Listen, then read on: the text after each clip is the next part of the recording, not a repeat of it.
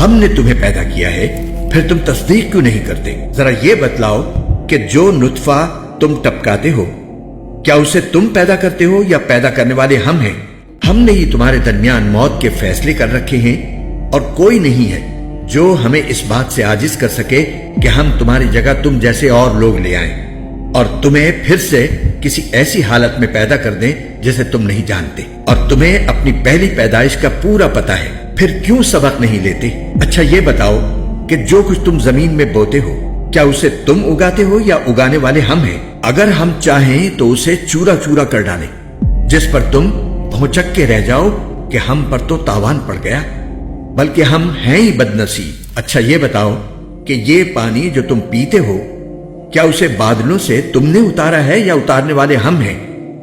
اگر ہم چاہیں تو اسے کڑوا بنا کر رکھ دیں، پھر تم کیوں شکر ادا نہیں کرتے؟ اچھا یہ بتاؤ کہ یہ آگ جو تم سلگاتے ہو، کیا اس کا درخت تم نے پیدا کیا ہے یا پیدا کرنے والے ہم ہیں؟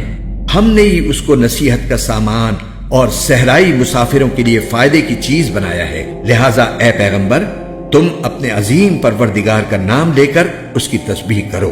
اب میں ان جگہوں کی قسم کھا کر کہتا ہوں جہاں ستارے گرتے ہیں، اور اگر تم سمجھو تو یہ بڑی زبردست قسم ہے کہ یہ بڑا باوقار قرآن ہے جو ایک محفوظ کتاب میں پہلے سے درج ہے، اس کو وہی لوگ چھوتے ہیں جو خوب پاک ہیں۔